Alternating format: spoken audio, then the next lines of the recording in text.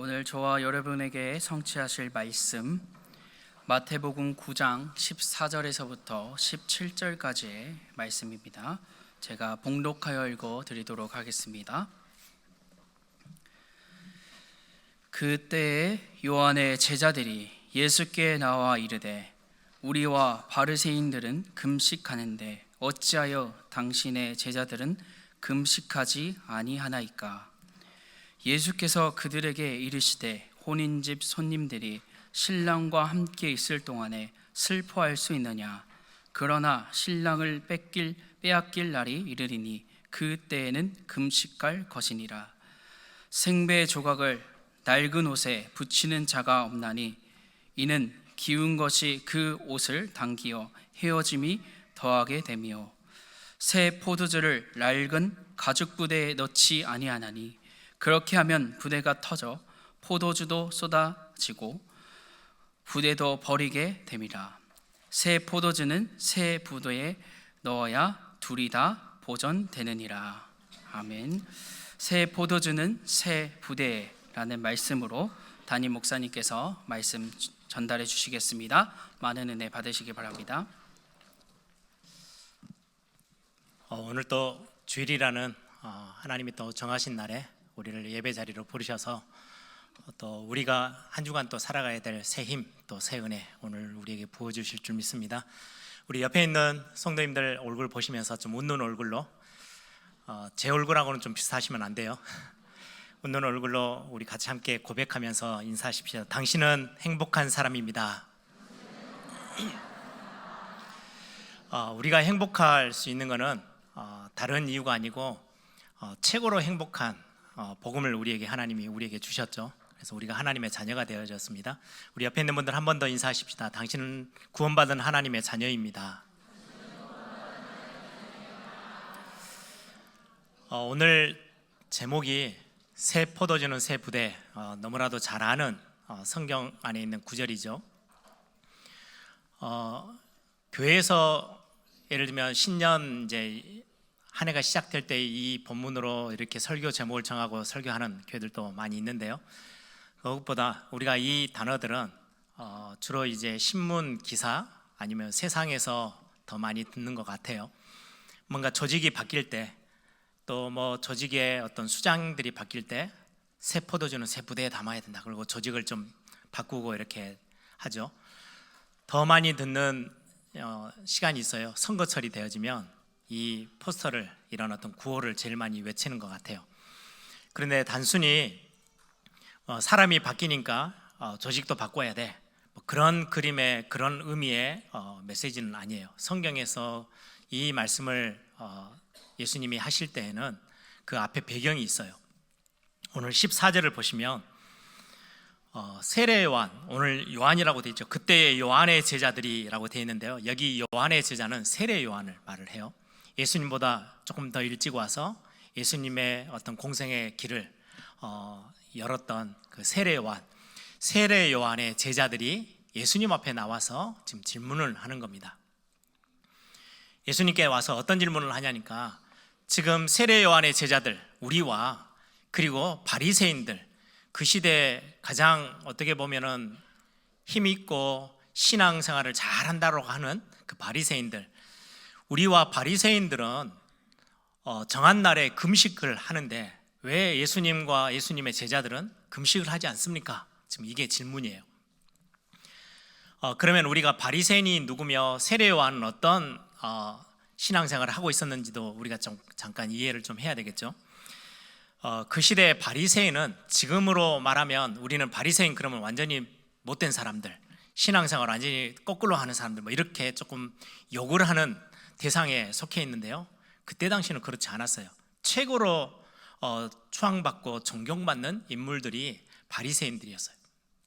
그들의 신앙생활은 따라가기 힘들 만큼 굉장히 모범적이고 굉장히 앞서가는 신앙생활의 모습들을 그들이 가지고 있었거든요. 그래서 많은 사람들 앞에서 존경도 받고 이렇게 막 우러러보게 되어지는 그런 대상들이 바리새인이었어요. 예수님 당시 때. 그 바리새인 이렇게 하면 대표적인 세 단어가 딱 떠오르는 신앙생활을 했는데요, 금식하는 거. 오늘 본문에도 나오죠. 금식하는 거, 그리고 기도하는 거, 그리고 구제하는 거, 어려운 사람들을 돕는 거. 이 세 단어가 바리새인들 하면 당연히 하는 모습이에요. 이들의 금식은 율법서에 나와 있는 그냥 언제 금식해라, 그것보다 훨씬 더 폭넓게 해석을 해서 일주일에 거의 한 2번 정도. 예수님 그 복음서에 보면은 한 바리새인이 길가에 나와서 큰 소리 높여서 기도할 때 나는 일에 2번씩 금식하며 기도합니다, 이런 구절이 있는 걸로 참고하면 일주일에 한 2번 정도 날을 정해서 금식을, 제대로 된 금식을 해요. 이들은 금식하는 게 표가 나요. 그때 되면은 그 금식할 때는 수염도 이렇게 다듬지 않고 머리도 다듬지 않고 너플너플하게 나와요. 그러면 저 바 선생님, 바리새인 저 선생님은 금식 중에 있구나, 이렇게 금방 알아요. 그렇게 해서 굉장히 자기의 신앙을, 하나님을 향한 자기의 어떤 신앙 고백들을 뜨겁게 표현하는 거죠. 그리고는 그들이 기도할 때는 지난 우리 금요일 YBS에서도 같이 말씀 공부했던 것처럼 바리새인들은 복장이 좀 달라요. 일반인들하고 다른 복장을 입고 살아요. 그래서 기도하러 나오면 이제 도포자루처럼 이렇게 폭이 좀 넓은 옷을 입고 있기에 손을 높이 들고 기도하면 저 멀리서 봐도 우리 바리새인 선생님이 기도하고 있구나 알아요. 큰 소리로. 죄인은 저 옆에서 골방에서 이렇게 엎드려서 기도하는 그 성경에 그런 모습이 나오죠. 바리새인은 큰 대로 앞에 서서 자기가 정한 날에 서서 이제 그 시간대 기도하는 거예요. 하루에도 몇 번씩 정한 시간들이 있죠. 그렇게 기도하고 소리 높여서 하나님 앞에 기도해요. 그러니까 사람들이 우러러 볼 수밖에 없죠. 그리고는 구제할 때쯤 되어지면 나팔을 불어요.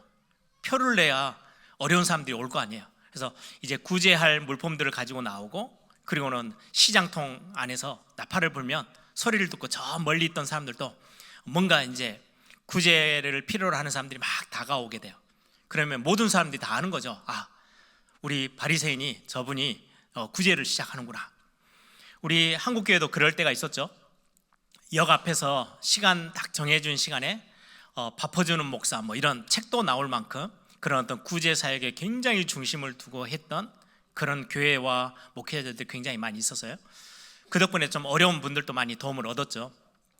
그런 것처럼 그때 당시 바리새인은 금식하는 거, 기도하는 거, 구제하는 거, 이 일에 굉장히 중심을 둬서 어떻게 하면 하나님의 이름을 더 높이고 하나님에게 영광을 돌리게 할까라고 하는데, 사실은 티가 너무 많이 나는 거예요. 기도할 때도 손을 높이 들고 소리를 높여서 기도하고, 금식할 때도 표를 다 내요. 구제할 때는 사람들을 모으기 위해서 나팔을 불기 시작했는데, 그 나팔 부는 게 구제하는 시간, 다 아는 거죠. 그래서 그게 너무 표가 확실하게 나요. 예수님은 그 모습을 두고 처음에는 어떻게 보면 순수하게 시작했을 수 모르는데, 시간 지나면서는 자기의 의의가 엄청나게 드러나는 일로 자꾸 가는 거예요. 그리고는 세례 요한의 제자들이 오늘 와서 질문을 하죠. 세례 요한은 그 바리새인하고 신앙의 어떤 색깔들이 비슷하지만 훨씬 더 엄격하고 더 율법적인 삶을 살아요. 그래서 그냥 단순히 세상 사람들과 같이 섞여서 살지 않고요, 저 광야로 나가서 금욕 생활을 해요. 광야나 동굴로 들어가서 그 사람들의 어떤 그룹을 보고 에세네파라고 해요. 바리새파 말고 그것보다 훨씬 더 금욕적이고 훨씬 더 율법적이고 훨씬 더 철저한 신앙생활을 추구하는 사람들이 그들을 보고 에세네파, 세례요한이 에세네파 사람 중에 한 사람이라고 하죠. 그들의 제자다 보니까 바리새인들보다는 훨씬 더 금식하는 그 날짜도 더 많고요, 더 철저히. 그래서 성경에 보면은 세례요한 그 에세네파 동굴에서 광야에서 사는 사람들 보면 자기의 일상생활들을 다 그냥 내려놨어요. 옛날 중세시대 때 수도원에서 살던 사람들처럼 굉장한 금욕생활을 하고요. 그래서 메뚜기와 석청만을 먹으면서 살아가요. 그러니까 배를 채우지 않아요. 배부르다 이렇게 살지 않아요. 굉장히 굶주리고 어떻게 보면 자기를 고행하듯이 철저히 자기를 내려놓고 하나님의 말씀대로 막 이렇게 살아가는 어떤 유형의 사람들이 세례요한 그 다른 또 제자들의 모습이기도 해요. 그들은 금식하고 그렇게 금욕적인 생활도 하고 하나님을 위해서 그렇게 살아가는데, 어떻게 예수님과 그 제자들은 금식하는 날도 없고 왜 그렇게 삽니까? 왜 금식하지 않습니까? 라는 질문을 지금 예수님 앞에 찾아와서 하는 거예요.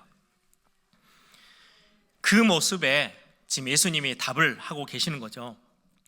이들은 사실 굉장히 하나님의 영광 이렇게 말로는 하지만 사실은 자기의 의의가 굉장히 많이 드러나요. 티가 많이 날 만큼. 사실은 이 모습에 예수님이 많은 반대 이야기를 하시죠. 지적하고 회칠한 무덤이여, 이렇게 독사의 자식들아, 이렇게 바리새인이나 그렇게 경건하다라고 말하고 있는 그 당시에 굉장히 칭송받고 존경받는 그들의 모습을 보고 회칠한 무덤, 회칠했다는 하얀색으로 페인트가 칠해졌단 말이에요. 안에는 완전히 썩어 있는 시체가 썩어서 냄새 나는 곳인데 겉에는 번질번질하게 흰색으로 이렇게 페인트를 칠해 놓으니까 아름답게 보이는 거예요. 그때 당시에 그 사람들의 모습이 자기의 의의만 드러나지 진짜 하나님의 영광은 온데간데 없어져 있는 모습들, 그런 모습을 예수님이 굉장히 많이 비판해요.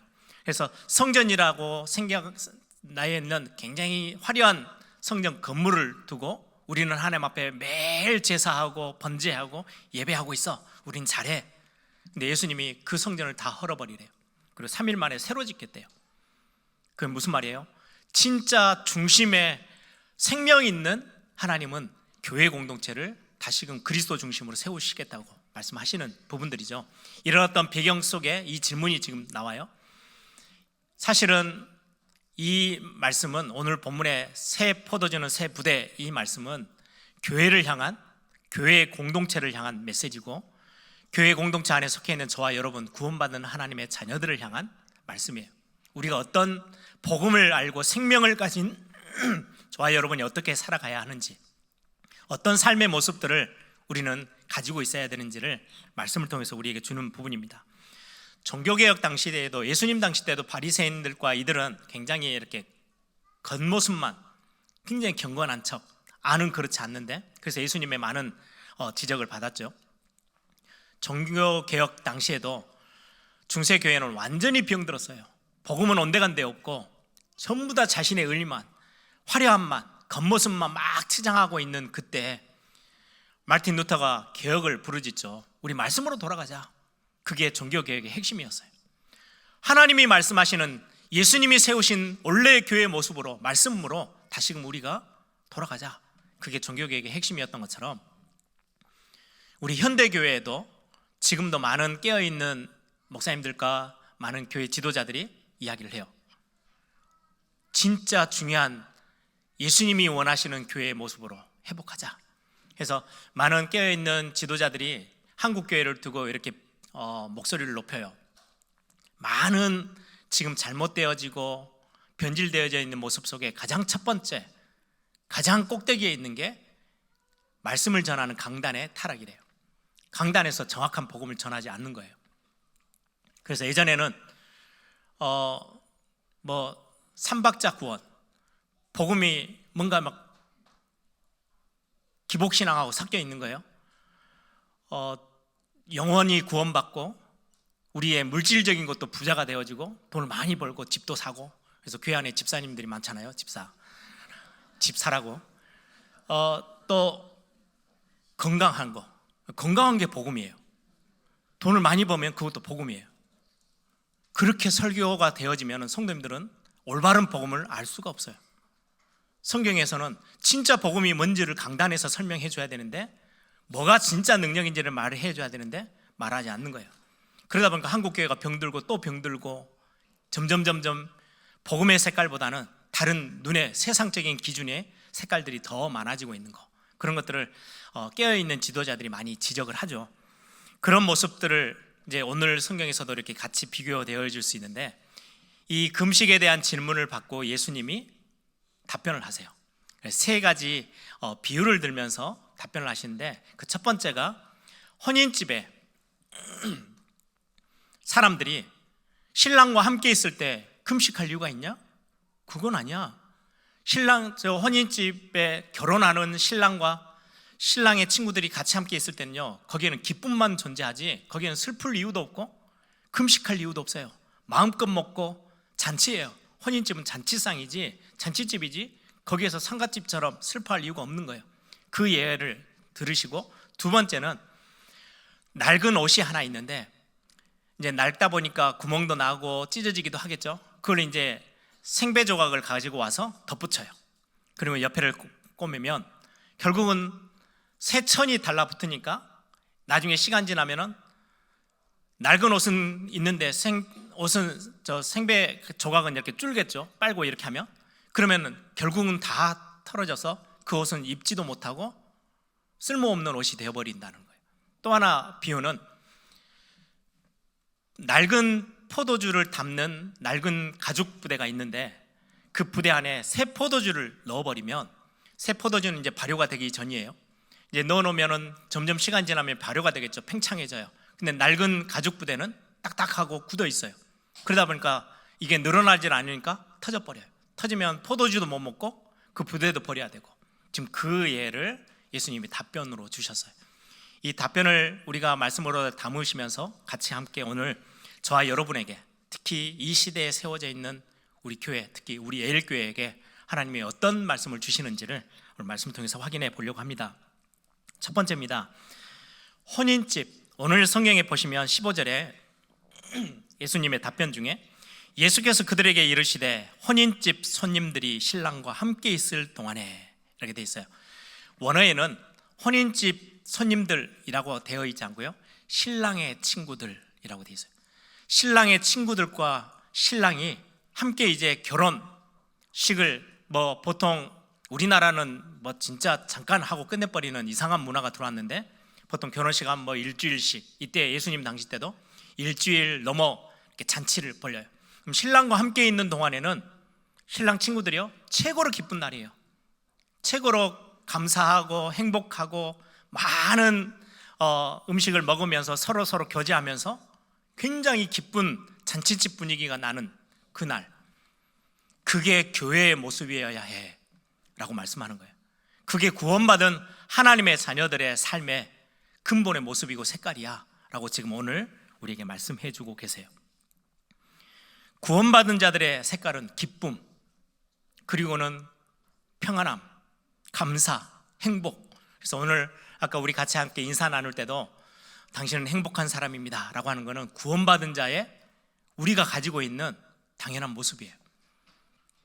행복해해야, 기뻐해야 구원받는 게 아니에요. 구원의 기준점, 조건이 아니고요, 구원받은 자들에게 나타나는 열매예요. 너가 항상 웃고 다녀야 되고 기뻐하고 헤헤거리고 있으면 내가 너를 구원할 거야, 그 말이 아니에요. 그 기준이 아니고, 구원은 은혜로 받아요. 그런데 은혜로 구원을 받고 나면 그리스도를 알고 그리스도를 구주로 영접하고 하나님의 자녀가 되어지고 나면 우리의 삶의 모습에 당연하게 나타나는 거, 그게 바로 기쁨이래요. 그래서 갈라디아에서 보면은 성령의 열매는 사랑과 희락과, 희락이 기쁨이잖아요. 화평과 오래 참음과 이렇게 나와요. 기쁨은 하나님이 우리에게 주시는, 하나님의 자녀들에게 주시는 최고의 삶의 모습이에요. 교회가 가지고 있는 교회의 색깔이에요. 그게 기쁨, 감사, 행복, 이런 단어들인 거죠. 여러분, 출애굽 1세대들 아시죠?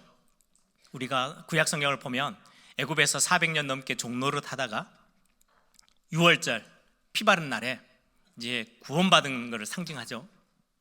구원받아 이제 애굽에서 종노릇을 끝내고 이제 노예 생활을 끝내고 이제는 자유인으로 광야로 나와서 가나안 땅, 언약의 땅을 향해서 가요.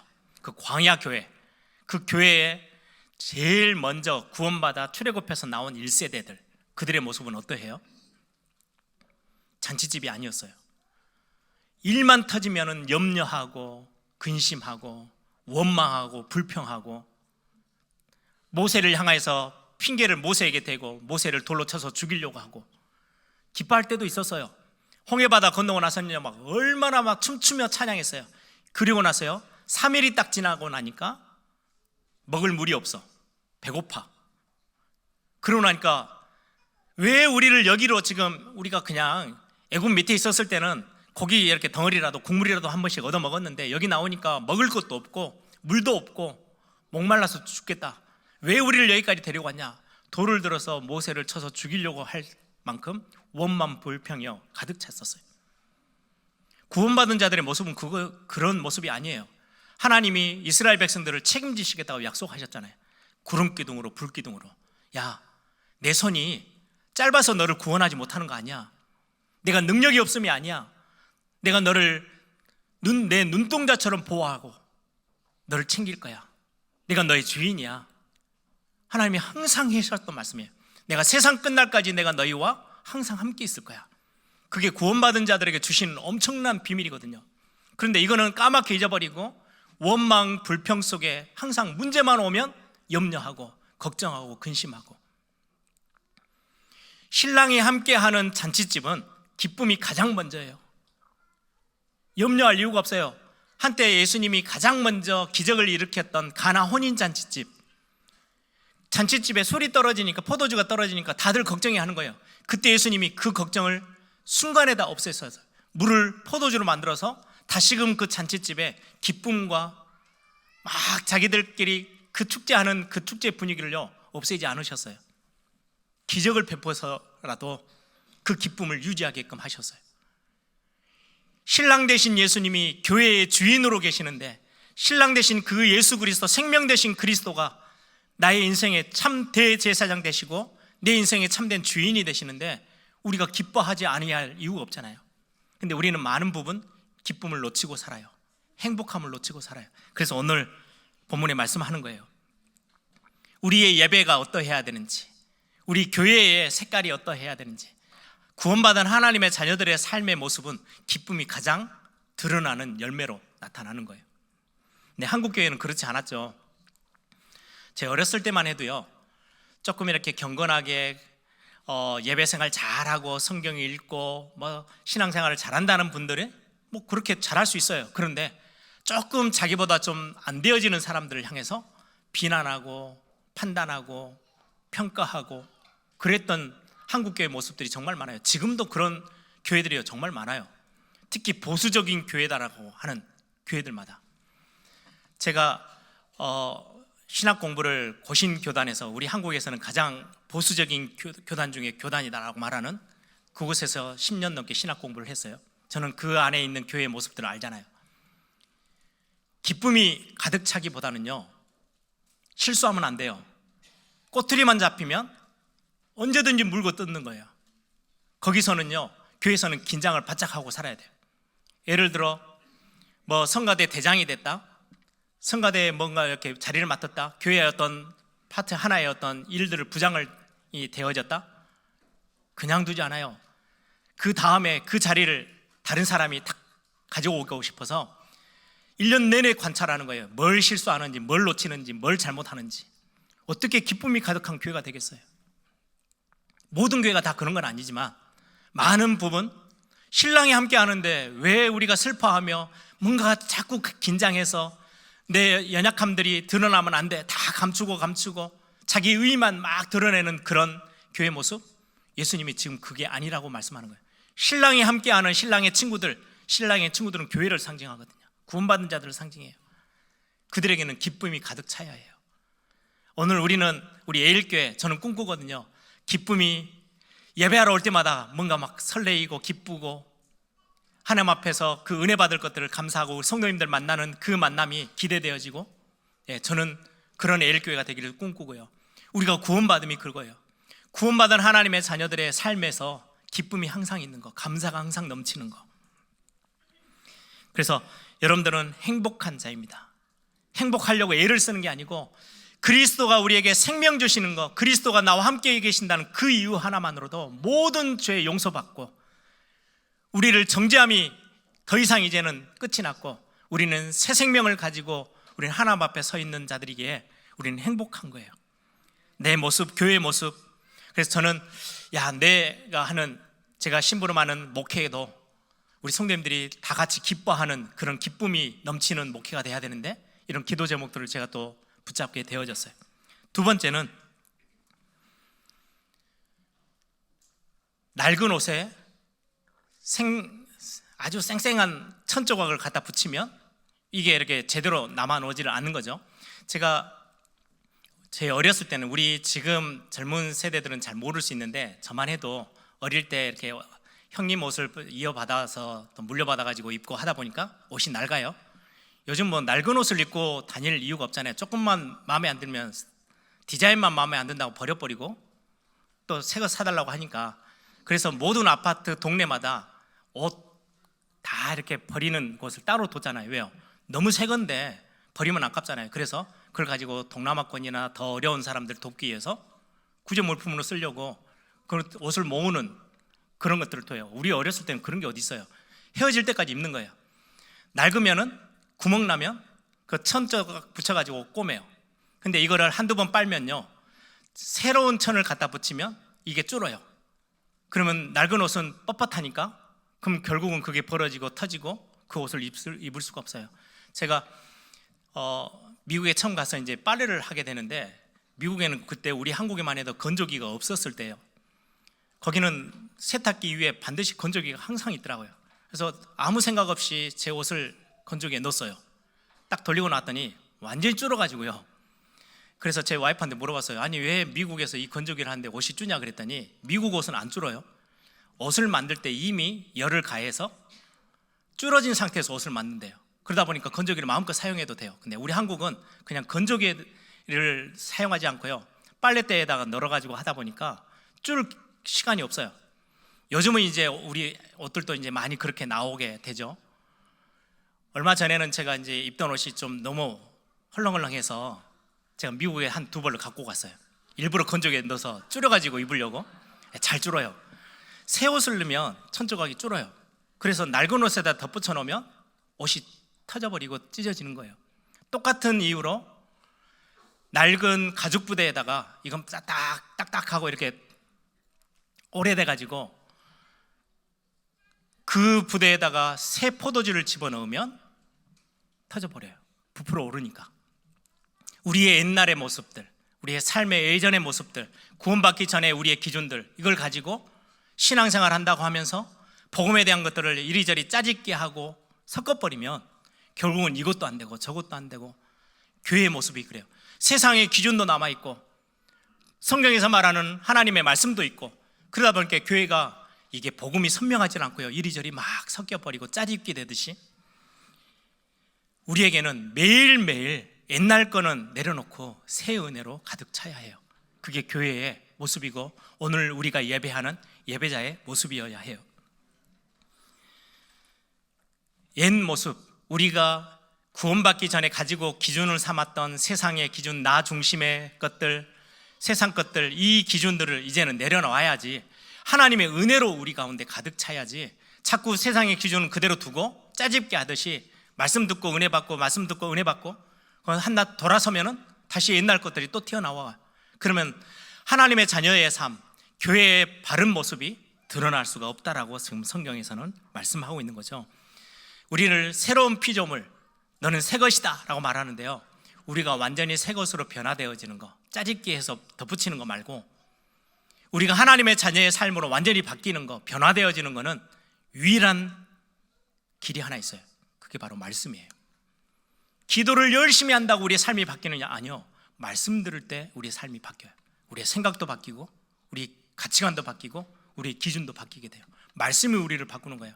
하나님의 말씀은 살았고 운동력이 있어서 좌우에 날이 서 있는 어떤 것보다 예리하여 혼과 영과 및 관절과 골수, 우리의 모든 삶을 바꾸는 거예요. 그게 말씀의 능력이에요. 말씀은 창조의 능력이고 말씀은 치료의 능력이고 말씀은 우리를 새롭게 하고 변화해요.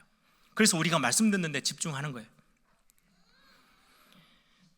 여러분, 매일매일 우리에게 주시는 하나님의 새 은혜가 있어요. 목사님, 저도 은혜 받은 적이 있어요. 예전에 합숙훈련 받다가 진짜 막 예수가 그리스도라는 사실을 듣고 너무 은혜 받았어요. 지금은요, 제가 질문해요. 제가 예전에 렘넌트들과 영성 합숙할 때 그런 질문했어요.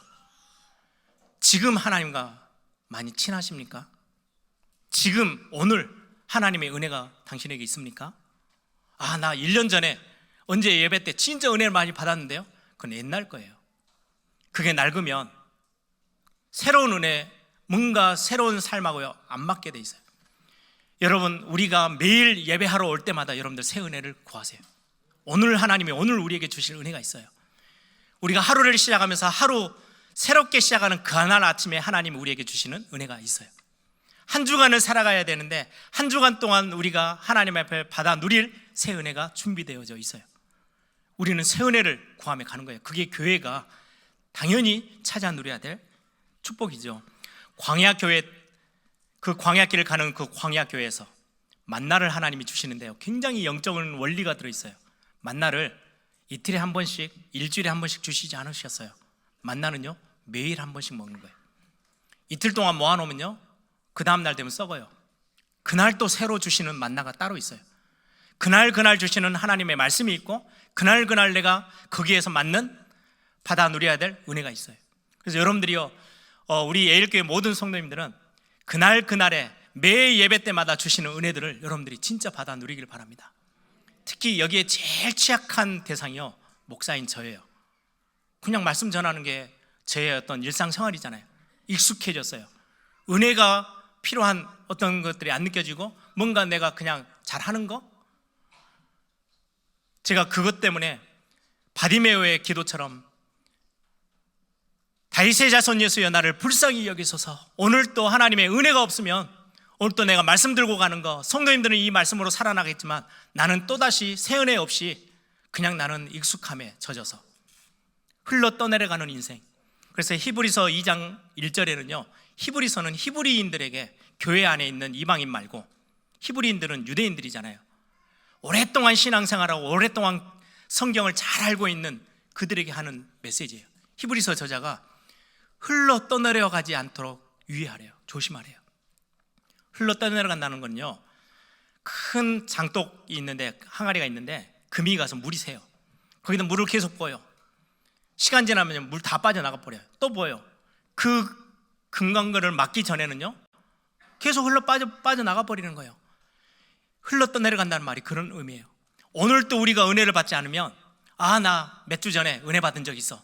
어느 날 쳐다보면요, 바닥이에요. 없어요, 아무것도. 그럼 내 힘으로 버덕버덕 또 살아가야 돼요. 우리가 하나님의 은혜로 살아가는 거, 매일매일 매 순간순간마다 하나님이 예비해 놓으신 새 은혜를 우리가 기대하고 가는 거예요. 오늘 그래서 낡은 옷에다가 생배 조각을 이렇게 넣어서 짜집기처럼 옛날 거와 오늘 거가 같이 함께 가도록 그렇게 살지 말고, 새롭게 다 너를 새로운 피조물로 바꾸셨잖아. 말씀을 가지고 새롭게 바뀌어서 교회도 우리 성도님들도 그렇게 가라고 오늘 우리에게 말씀하는 거예요. 새 은혜를 구하라는 거죠. 마지막 세 번째입니다. 세 번째, 제가 묵상을 제일 많이 제 자신에게 했어요. 오늘 말씀을 보면서 낡은 가죽 부대, 딱딱한 거예요. 오래되다 보니까 이제 융통성도 없어요. 유연함도 없어요. 딱딱하게 굳어 있다 보니까 새 포도주가 들어와서 발효되니까요, 터져버리는 거죠. 이게 발효되면 이제 부피가 좀 늘어나면 같이 늘어나야 되는데, 새 가죽 부대는 유연함이 있잖아요. 늘어나기도 하고. 그런데 이게 오래되다 보니까 수분도 빠져나가고 오래돼서 딱딱해요. 유연함이 전혀 없어요. 복음 가지고 있는 교회, 복음 가지고 있는 하나님의 자녀들의 삶은 어떠해야 되느냐? 많은 사람들을 살려낼 수 있을 만큼이에요. 폭이 넓어야 돼요. 많은 사람들을 돕고 살리는 거예요. 복음 가진 교회의 모습은요, 많은 사람들을 품을 수 있는 그릇을 가지고 있는 교회를 말을 해요. 딱딱함이 있다면 내려놔야 되는 거죠. 히브리서 3장 13절에서 15절에 말씀 들을 때도 너의 마음을 강팍하게 하지 마. 사람을 대하고 많은 삶 속에서도 강팍함이나 완고함 속에 있지 마라고 성경은 우리에게 경고합니다. 제 오랜 기도 제목 중에 하나이기도 해요. 저는 원래 제 삶이, 제 어떤 스타일이 굉장히 좀 이렇게 강박 같은 게 좀 있어요. 그래서 저는 이제 지나가다가 교회 안에도 그렇고 우리 집에도 그렇고 남의 집에 가도 이렇게 지나가다가 뭔가 액자가 조금 살짝 비뚤어져 있으면 고쳐야 돼요. 포스터가 좀 이렇게 비뚤어지게 돼 있으면 답답해요. 막 숨이 좀 답답할 만큼 왜 저렇게 해놨지 막 이러게 돼요. 이제 조금 됐는데요, 저 설교할 때 제 뒤에 배경이 이제 바뀌었잖아요. 예전에는 그냥 이런 벽이었어요. 벽이 있다 보니까 선이 있잖아요. 저는 화면이 반대쪽에서 저기가 보여요. 제가 선에서 이쪽으로 좀 가 있으면 이렇게 맞춰 와야 돼요. 여러분들은 전혀 모르시는데 전혀 여러분들 못 느끼도록 살짝 제가 와요. 제가 그게 신경이 쓰이는 거예요. 그래서 장로님에게 부탁했어요.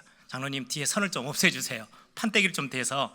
그래서 지금 저게 있는 거예요. 지금은 제가 이쪽으로 가도 균형이 맞는지 안 맞는지 신경을 제가 안 써도 되니까 그 정도로 좀 예민하고 강박이 있는데, 제가 한 번은 전도사 생활 이제 1년 차 막 처음 이제 시작했는데 교회에 이제 주일학교 사역을 하는데 아이들에게 선교를 좀 가르쳐야 되겠다라고 생각이 들어서 교회에 큰 지도를 사서 이제 붙이고 게시판에다 붙여놓고 거기에 이제 아이들에게 너희들이 가고 싶은 나라, 선교하고 기도하고 싶은 나라, 어머니 집에 가서 어머니 아버지가 보는 잡지, 이렇게 예전엔 잡지 같은 게 있었잖아요. 사진을 오려와, 그럼 붙일게.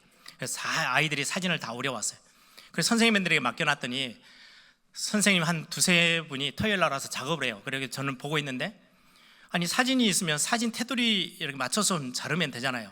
아무렇게나 잘라가지고 그걸 붙이려고 하는 거예요. 아 잠깐만요. 그래서 다시금 제가 자를 대고 다 이렇게 바르게 잘라서 붙였어요. 그랬더니 뒤에서 선생님들끼리 저를 보면서 쳐다보면서, 이제 전도사님 1년 차니까 자기들은 새로운 전도사님이잖아요. 보면서 막 속삭이면서 하는데 저한테 별명을 하나 붙였어요. 꼼꼼나라 대왕이라고. 그건 꼼꼼한 게 아니고 그게 정상이라고 저는 생각하는데, 아무튼 그래서 별명 하나 붙었어요. 꼼꼼나라 대왕. 그때부터는 저에게 이제 모든 선생님들이 저를 다 그렇게 부르더라고요. 그게 이제 제가 사역에도 가니까 영향을 줘요. 뭔가 잘해야 되고 뭔가 제대로 하려면 꼼꼼하게 해야 돼요.